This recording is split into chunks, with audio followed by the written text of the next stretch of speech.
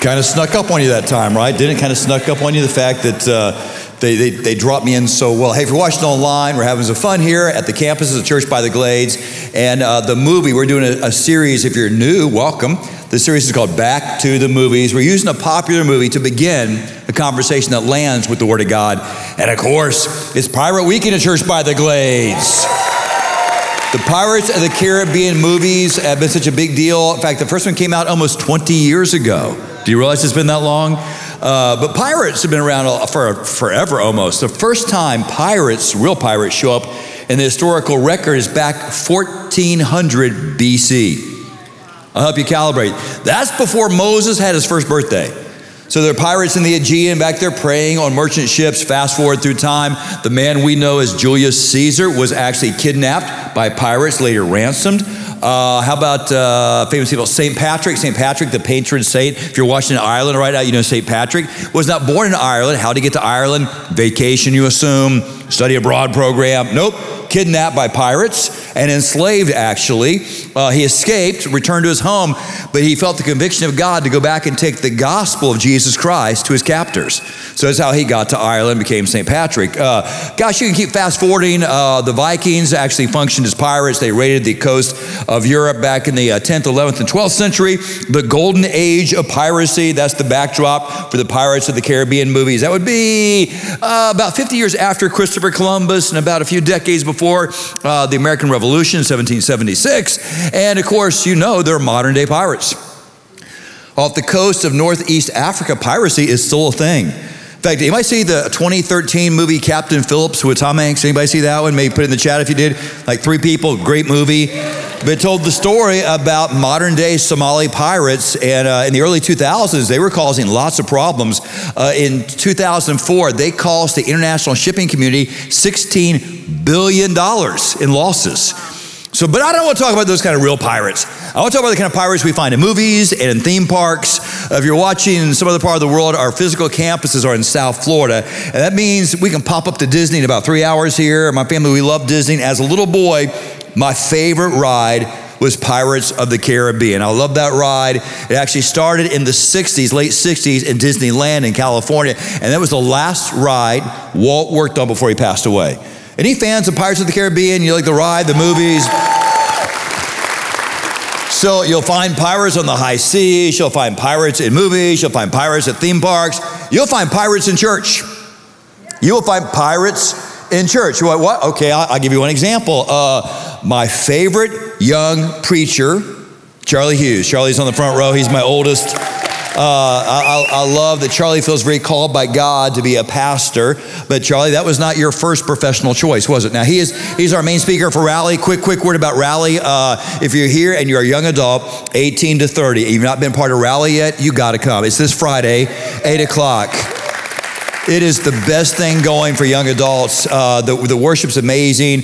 The message is always very inspiring, but there's an after party afterwards. There's a DJ, free food, right, Charlie? Free food, food trucks, Chris. You guys, the leadership team does a brilliant job with Rally. So be part of that. If you've never been before, this is your weekend. You'll connect with people, come if you're watching online and you're in South Florida, it is worth the drive to get here. It's free of charge. So Rally this Friday coming up. They got Rally Loud. They're going to do like a conference in July. So be part of Rally. Anyway, so Charlie, he's one of the speakers. He's typically the main speaker for Rally.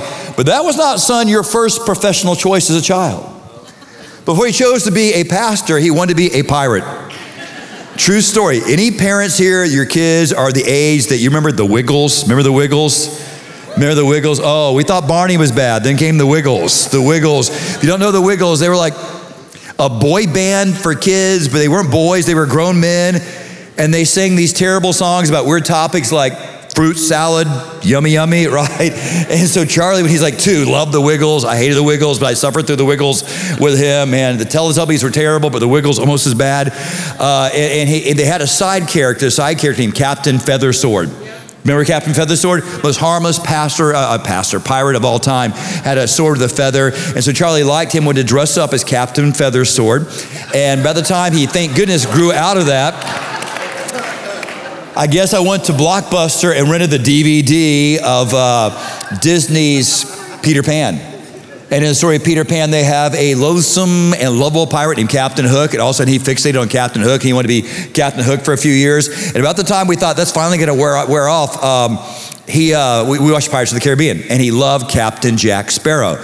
So we let Charlie dress up like this for church. You mean the spectacular weekend when all the kids dress up? Yes. And every other weekend he wanted to. And so we just roll and we had like a little pirate with us all the time. And by the way, parents, I think that's just fine.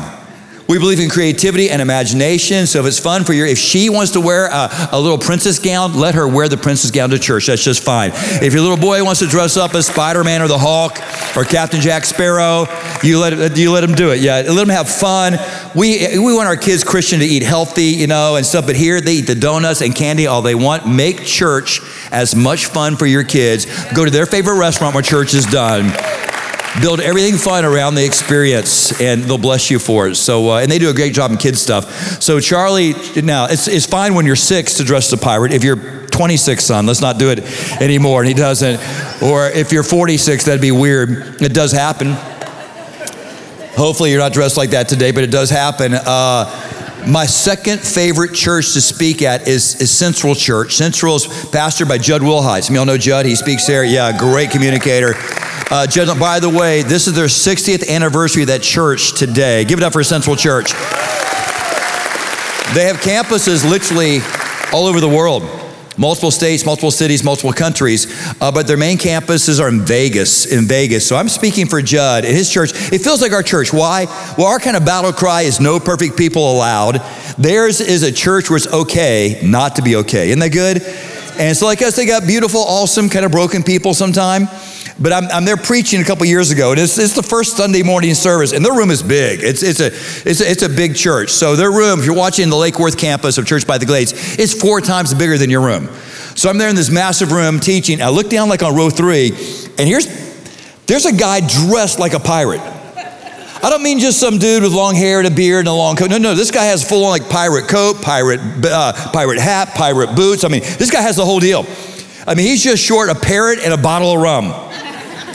And I'm preaching thinking, I hope security keeps an eye on it, because that's just weird, man. This guy, he's a full-grown man dressed up like a pirate. But pirate guy was great, man. He worshiped when we worshiped. He prayed when we prayed. He must have liked the sermon. He stayed twice, 2 services.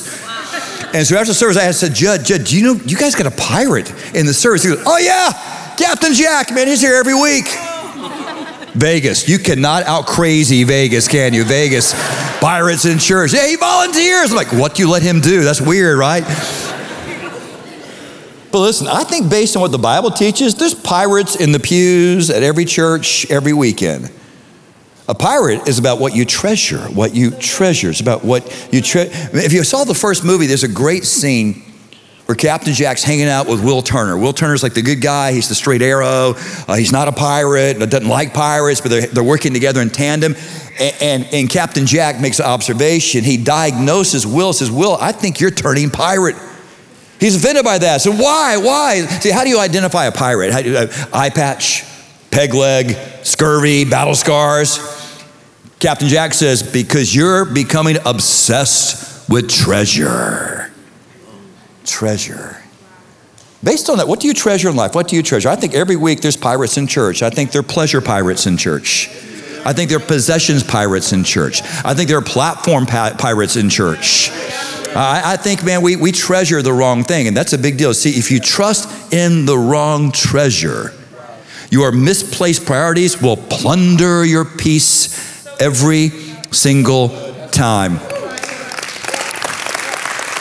You guys can put that quote up there if you would on the screen. I worked really hard on that. I'm trying to say that as priorities, like plunder your peace. Meaning this, the talk today is for a Christian person who lacks the peace that Jesus promised.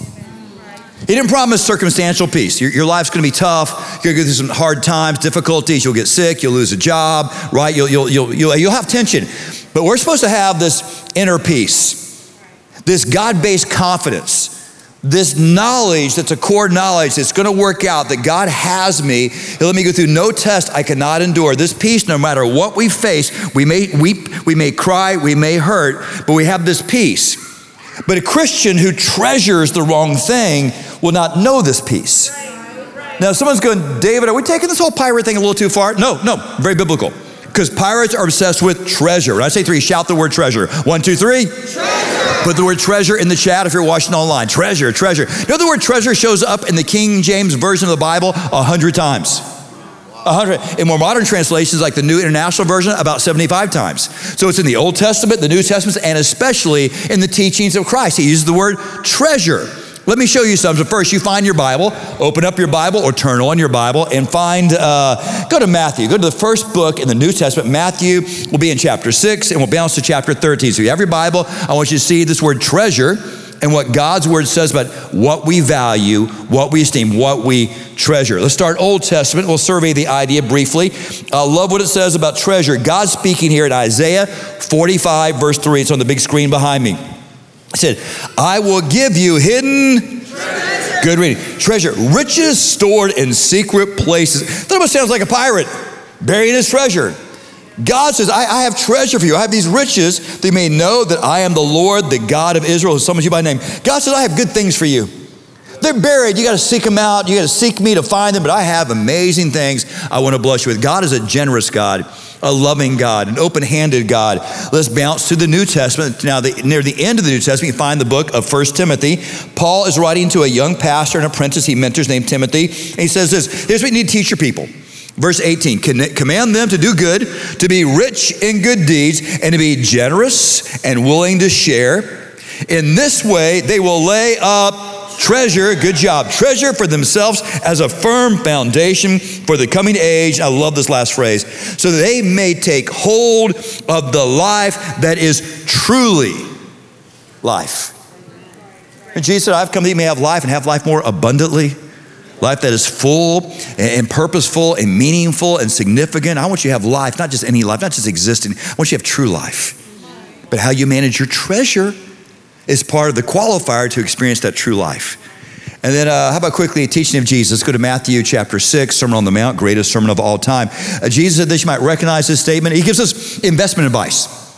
In this verse, Jesus is playing your financial counselor. You should listen to Jesus. He knows about all things. Do not store up for yourselves treasures on earth. Why? Because bad stuff can happen. Where moths and vermin destroy and where thieves break in and steal. But store up for yourselves treasure in heaven, where moth and vermin do not steal and destroy and where thieves do not break in. So he says, hey, I'll keep what you give me safe. That's why Christians are called to practice biblical generosity.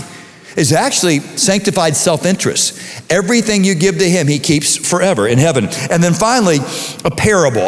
You don't know what a parable is, right? That's a teaching technique that Jesus loved. He takes some recognizable thing in his world, his culture, and use that to teach a biblical or spiritual principle, exactly like we're doing right now. Talk about last week, we're using movies as a metaphor to find common ground to begin deep spiritual conversation. So Jesus would tell these parables, sometimes long and extensive, like the parable of the Good Samaritan. But this one's beautiful, brilliant, and brief. It's a one-verse parable. I love this one. Verse 44, Matthew 13.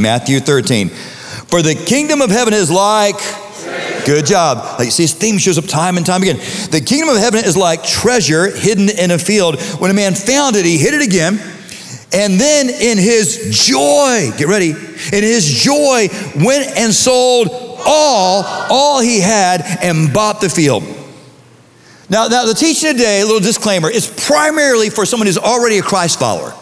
It's somebody there's been some point in your spiritual journey, you've stepped across the line of salvation or faith. Now, if you've not yet done that, today be a brilliant day. Today be a genius day. There'll be prayer partners at your campus, help you navigate. If you're in one of the prison campuses, there are people, volunteers right there. If you're watching online, just text the word salvation to the number you see at the screen at the end of the message, and a real life person will reach out to you and help you navigate life's greatest decision. Now, if you're here not going to make that decision today, stay with me. I want to demonstrate to you how remarkable this thing called a relationship with God through Jesus Christ truly is. How phenomenal, how worthy, how much you should esteem this thing. I want to entice you because we should get it. Christian people should understand it literally is the best thing. So here's the question for the Christian person today. Here's kind of a one-point message. Here's the big question. Don't answer out loud. How much do you treasure your relationship with Christ? Amen. How much do you treasure, esteem, prioritize, protect your relationship with God through Jesus Christ? How much, how important is it to you? Is it the most important thing? Is it your first thing in your life? And someone's going, wow, that's really kind of hard to even say, David. It's really important to me. Most important thing. I'm here today. That's important, right? It means it matters to me. And that's true. There's so many things you could do in South Florida on Sunday morning. You're here. Thank you for giving up an hour of your time to be here. That's awesome. Some of y'all drive a long way to get here. That's phenomenal. You say, well, I'm in church and I pray and I read my Bible. Probably should read my Bible more. And I give some money. So is it the most important thing? That's a tough question. Ever notice it's really hard to be sometimes honest with yourself on the big questions of life? Not that you're trying to self-deceive, it's hard to self-scout. I mean, ever met someone who's like blissfully not self-aware? Do you know somebody, they have no clue. They think they're great at something and they're horrible at it, right? They think they're humble and they're incredibly cocky. And you wonder, am I that person? The great proverb says, know thyself, know thyself. One of the first steps of growth in life is being aware of who you are, what you value, where the holes in your game are. It's hard to self-scout. Vitor, as a fighter, you check out your opponent, but you also study film on yourself. How do I do that? What is the thing I treasure? Is it really my relationship with God? In the Pirates of the Caribbean movie, when we first meet Jack Sparrow. Remember, he rescues Elizabeth Swann from drowning and he gets arrested for his trouble. The authorities show up, they find out he's a career pirate, so they want to arrest him and probably hang him. And they confiscate his possessions. What did he have on him? He had three things. He had his sword, and he had a pistol with one shot, and he had a compass. Captain Jack had his compass, and he's ridiculed because his compass, they think, is broken because it does not point north. The orientation of a compass, 0, there's 360 degrees in a compass, it's a circle, but 0 is north, and his doesn't point north. Your compass always gravitates, of course, towards the north. His does not. They think it's broken, but his compass is actually kind of a magic compass because it doesn't point north. It points to the thing the person desires most. Like, that'd be handy. Wouldn't that be handy? It'd be great to have a magic compass like that. I could use that to point to the thing, even discover the thing I matter about. Okay, guess what? We're going to build that compass today. I want to help you build that compass. So what's the thing you desire or you value or you esteem the most? Okay, we're going to use the image of a compass. I'll put it on the screen behind me right now. So a compass always points towards the north, in fact, you'll see this term in navigation, your true north or true north. True north is that geographical point on the globe. That's the northernmost point. When you're at the true north, you can't go any further north. It's the North Pole. It's where Santa Claus lives, right? That's geographically the most northern place on the planet. Now, your true north is sometimes a metaphor that people use to describe what is valued most in life. Right? What your ultimate goal is, what your greatest passion, what your true self is, your true north. So how do you know what that really authentically is? I'm going to show you 3 factors. You should write these down. Take these notes in your phone if you would. Take these notes. These 3, the synergistic relationship between these 3 things will tell you what you truly, truly value. Let's do some inventory on ourselves. First tell is this. First indicator is your time. Your time. How do you allocate your time? When I say 3, shout the word time. Ready? 1, 2, 3. Time. How do I shout? How do I use time? Now, if you're a grown-up person, some of your time is already obligated, right? I hope you sleep. 7 to 8 hours a day. You got to work, got to have a job, been blessed with a job. So how much time does your job take? 8 hours, 5 days, maybe 9 hours, work a little overtime, 5 days a week. Students, you don't have a job, but your job is your school. And between study and homework and class time and commute, probably 8 hours, 5 days a week for you as well. So how about the discretionary time? So that time that we can manage, you'll always find the time for the thing or the people you love. Think of the language we use. You will borrow time. You will make time. You will steal time, you pirate, for the things you love the most. That's one way you can tell what you truly value. You're staring at me. I'll be transparent. I'll go first. This time of year, April, May, and June is tarpon season. So if you know me, I'm here on the weekends, but if I can sneak down to the Florida Keys anytime during these months, I'm there. I love the tarpon fish. I'm obsessed with it. And I don't love tarpon as much as I love my family, but I will leave my family to go fishing sometimes. So I find time, I make time, I juggle my schedule because I have a passion to fish. So what is your thing? Time. Here's the second one, talk. your talk, your conversation will out you as to what you value most. You will construct a conversation and steer a conversation to talk about the thing or the people or whatever it is you value. Jesus said this in Matthew chapter 12, verse 34 on the screen right now. Good job, team. For out of the abundance of the heart, the mouth speaks. Your translation might say, out of the overflow of your heart, your mouth speaks. You just talk about the things, the people, whatever that you love. So your talk, or I put your text or your tweet to update the whole idea, because that's true too. That's true too. So the talker in our family, Lisa, who's the talker in our family? Zane, 100%. Zane, my youngest, he's friendly, he talks, he's a good kid, he occasionally gets in trouble for school, not for being bad, he talks. He will steer every conversation to basketball. He loves basketball.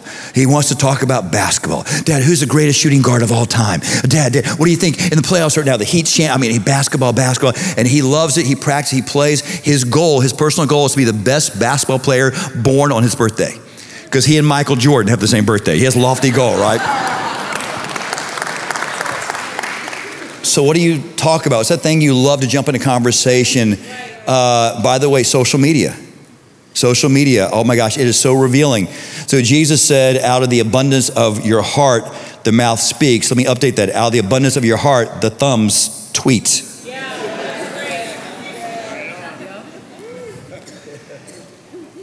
I can read your Facebook posts, see your Instagram. I can tell where your heart is. Guess what? Instagram is the ability to read minds. It's a superpower. I can tell what you really love. You'll put your hobby on there. You'll put your grandkids on there. If your Instagram's just an endless line of selfies, tells me something about you. Is that too close to home for somebody? And then the third and finally, we'll use the biblical word treasure. Treasure. You'll always find a way to resource the things you love. Whether you have a lot of money or a little money, you'll look at the language, you'll beg, borrow, and steal, pirates, to fund that thing you like. I'll give you an example of this. I love a strong, smart, single mom who buys a secondhand cello, which is still very expensive. Buys a secondhand cello and she puts it in the back of her 2009 Toyota in a hatchback, and she drives her daughter to cello lessons. Not because she loves cello music, because she loves that kid. And she works 2 jobs to make it happen. You find a way. So guess what? I can tell what you love by what you spend your money on. I can tell. I mean, your Venmo shows me your values. Your PayPal shows me your passion. Your Apple Pay shows me the apple of your eye. I can tell. Jesus said this. He said in Matthew 6:21 on the screen right now, he said, for where your treasure is, there your heart will be also. Man, your heart and your treasure are inextricably linked together. They track as one. Your money, you'll always find the money. So look into those 3 things. What is your true north? You might say it's God. You might say it's my rate. But if you look at the way you spend your money and your time and what you love to talk about, that will show you what you truly, truly value. And you're thinking, David, is it really that important that we deal with this? Yeah, pivotal. Because I want your life to be amazing. I want your life to end well. You see, I'll use the language of compass. That direction, that true north for you, that determines the orientation of your decisions. And life is all about, listen, young people, decisions. Life is not first and foremost what happens to you. It's what you decide to do with the things that happen to you. Life is about your choices. Your choices chart the course of your life. So it's decisions. And that direction of the compass, that will steer your decisions. Why are decisions so important? Because multiplied decisions build something called your habits. And habits are amazing. Yes, God blesses individual actions, but he really blesses habits and disciplines. You have healthy habits. Oh my gosh, it's such a powerful thing. You have negative habits, it'll mess up your life. Why are habits such a big deal? Habits are the most important thing, I think, in constructing your character. And character is the biggest component in something called your destiny. Or again, using the language of a compass, your destination. That when you're near the end of your life, you look back at your life's impact or your life's legacy or the purpose of your life, you go, wow, I led that life that honored God. That's the reason this matters so much. But David, you're saying God has to be my number 1? How about top 5, right? Number 1, Jesus, I don't know. That seems kind of extreme. You're here, you're not a Christian, you go, dude, that's radical. God has to be like your big deal, like you're number 1. Is this a church or a cult? Can Can I go back to that little parable that Jesus shared in Matthew 13, that one verse? Can I flesh it out for you? May I do that? May I do that? Please say yes. I'm going to do it anyways, please. Thank you. Oh, thank you for saying yes. Let me give you some historical context. So what's happening in that parable about the guy in the field and the treasure? So there's a Jewish guy, and he's no doubt, he works hard every day. About 98% of the Jews were laborers at that time. There's a Roman recession. Times are tough, so he's poor. Back in the day, you wouldn't work 8 hours. You'd work 12 hours, 6 days a week. End of the day, he's tired. He wants to get home to his family. He takes a shortcut, Chris, across the field. Cuts across the field. He's tired. It's not his field. Doesn't know who owns the field. Field's not been kept. It's kind of weeds and everything. He trips over something. What was that? Is that a branch or a rock or what? And he sees just a little corner of a chest, a man-made like wooden box. He's intrigued, so he starts to dig. He opens up the top. To his surprise, he finds it is full of Greek-minted gold coins. Hundreds of them. It's a fortune. It literally is a treasure. Now, he can't just take it because he didn't own the field. See, whoever owns the field owns everything in the field. But this has been there a long time. I'll give you a little backdrop here. See, the Greeks actually ruled Israel about 150 years before the time of Christ. But they got booted out by the Maccabees. It's kind of the backdrop of Hanukkah, right? There's this Jewish revolt and short period of Jewish freedom. And so what happened was some greedy Greek tried to hide his loot in a field. But he buried it, and he got bumped off, or he left, never returned. And so it doesn't belong to the present owner, but the guy's morally obligated. He can't just take it. That'd be stealing.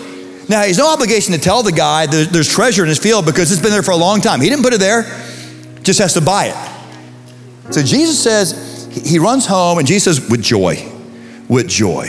He doesn't, not sadness, not stressing, with joy. Why? That treasure will change everything in his life. So he runs home thinking about, because he's a laborer, and again, more history, the Romans now rule Israel, and they're very difficult, and they're heavy-handed, and there's Roman taxation. So every working person was on the edge of starvation. They were destitute. But he's running home going, gosh, my kids won't be hungry anymore. And my wife, who dresses in rags, I can buy her beautiful dresses. And our house is a shack. There's no protection from the weather, but I can buy a beautiful home where we're protected from the cold and the rain. And I can go to the temple and give God a gracious offering for blessing me like this. And so he's dreaming dreams bigger than he ever dared dream before. His heart is pumping. His adrenaline flowing. He runs home and says, baby, I got news. Just trust me. Sell it all. Sell it all. We gotta get rid of everything. It's gonna take everything we have to do this thing I wanna do. So get rid of all of it. She's a little baffled, but she trusts her husband. They have a garage sale. They don't have garages. Yard sale. They have a yard sale. And everything's there. And neighbors come by going, oh my gosh, you're liquidating everything? These are bargain basement prices. Wow. Yeah, the Jordans, the new Jordan, $5. The flat screen, $20. The SUV, camel, the family camel. I'll throw in the donkey. Honey, eBay, everything except the kids.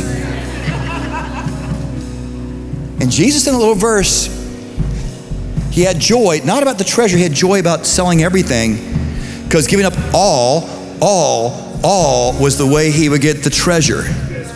And notice, after he does that, there's not a moment's regret. There's no buyer's remorse.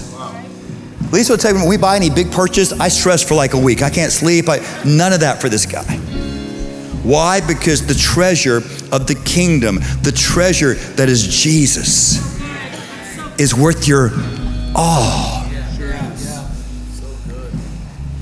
So Proverbs 3, 5, and 6, one of those all verses. You want God's direction? Use the language, by the way, of a compass to direct your path. You want to get God being your GPS in life? God giving his wisdom and genius to directing your life. You got to give your all. Trust in the Lord with all your heart. Lean not in your own understanding. In all your ways acknowledge him, right? Don't you wish, let's be honest, don't you wish that verse said, in almost all? Yeah, I do. You're more spiritual than me. I wish that. I wish it said almost all, or nearly all, or in always but this or that, because a lot of us want to give God that. God, I'm going to give you almost all, but here's my addiction. Here's my secret sin. Here's my toxic relationship. But you can have everything else, God. Look at that. Oh, almost all. I know it seems radical. It seems extreme that God wants your all. He needs to be number one in your life. Some relationships just require all. Now, others don't. Going to the gym. My relationship with the gym, if I miss a day's workout, I'm fine. right? If I miss a week for some reason, that's not great. But if I miss just a week, I'm fine. A relationship with my gym does not take all. Lisa Hughes, if I am unfaithful to her just one day, I could damage our entire or destroy our entire relationship. Just one day being unfaithful, one day. It requires all. Jesus says, I'm that kind of relationship. I want your all, not perfection, no perfect people allowed. That shirt's correct. It's not saying, I'll be perfect, because you can't keep that promise. But that's very different than being comfortable with your sin. That's very different than being a Christian who knows you're compromising and you're not going to deal with it. This is God calling you to the point of complete surrender, or the Bible calls it sanctification. When you do that, you start to know what? God's power, His purpose, and His peace. His peace.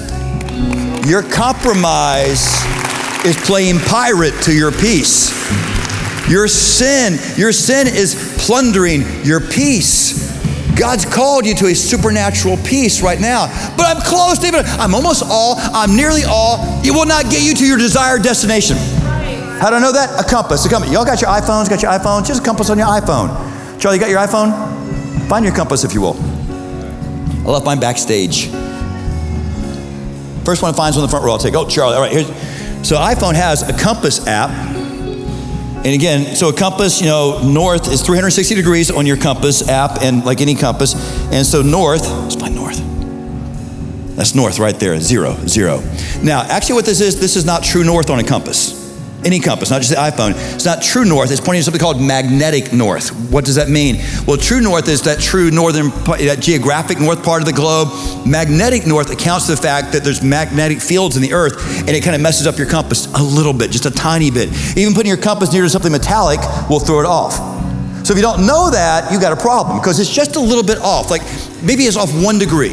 It differs based on where you are on the planet. Maybe it's just where you are, you're watching just 1 degree off. Is that a big deal? For a short journey, no. But a longer journey, if I'm following, I think I'm going to my true north, but actually I'm just going to magnetic north, and I'm off 1 degree and I go 10 miles, I miss my destination by 920 feet.